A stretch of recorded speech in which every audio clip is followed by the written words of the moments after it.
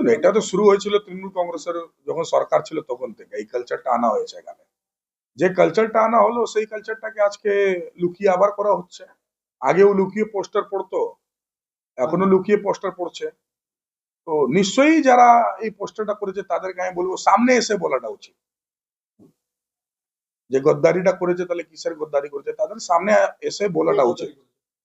যারাই এই পোস্টারটা করেছে আমি তাদের জন্য বলছি, সাধারণ মানুষ নাগরিক বৃন্দ কোনো না কোনো লোক তো করেছে পোস্টারটা, তো লুকিয়ে কেন করছে? এটা তো তৃণমূল ক্যারেক্টার, এটা তৃণমূল জামানা, তো প্রকাশ্যে আসা উচিত, প্রকাশ্যে এসে করুক না, তাহলে এটা ভালো লাগবে যে হ্যাঁ ভাই কেন তুমি বলছো। আজকে পার্থভৌমিক শুধু মমতা বন্দ্যোপাধ্যায় বা তৃণমূল কংগ্রেস বা তৃণমূল কংগ্রেসের কর্মী থেকে কিন্তু বেইমানি করিনি। 5,20,231 ভোটার বিজেপির বিরুদ্ধে ওনাকে ভোট করে নির্বাচিত করেছিলেন, তাদের সাথেও উনি বেইমানি করেছেন, গদ্দারি করেছেন। পার্থভৌমিক 5,20,231 জন ভোটার 2024 লোকসভা ইলেকশনে বিজেপির বিরুদ্ধে ওনাকে ভোট করে নির্বাচিত করেছিলেন, তার সাথেও উনি বেইমানি করেছেন। তাদের মধ্যেও কারোর মনে আঘাত লেগেছে।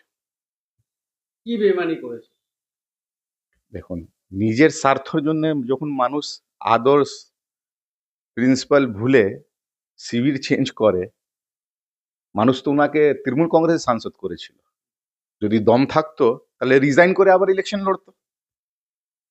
এখন নিজেকে বাঁচার জন্য অন্য শিবিরে চলে গেছেন। আমার মনে হয় যে এই পোস্টারটা মেরেছে, সে দুটা বার্তা দিতে চেয়েছে। একটা সাধারণ মানুষকে বলেছে এই বেঈমান থেকে, এই গদ্দার থেকে সাবধান, যেন এই গদ্দার আবার কোনো জায়গা না পাক।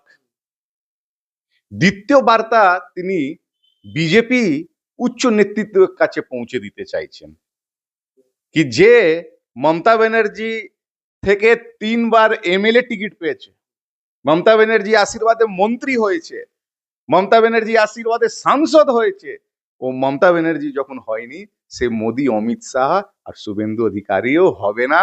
যেদিন আবার ওখানে স্বার্থের যখন ওর দরকার পড়বে, নিজের স্বার্থের জন্য আবার অন্য শিবিরে চলে যাবে।